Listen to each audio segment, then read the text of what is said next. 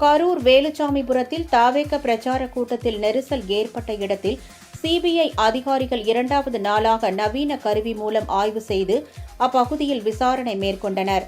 கரூரில் தமிழக வெற்றிக் கழக தலைவர் விஜய் பிரச்சார கூட்ட நெரிசலில் சிக்கி 41 பேர் பலியான விவகாரம் தொடர்பாக சிபிஐ வழக்கு பதிவு செய்து விசாரணை நடத்தி வருகிறது.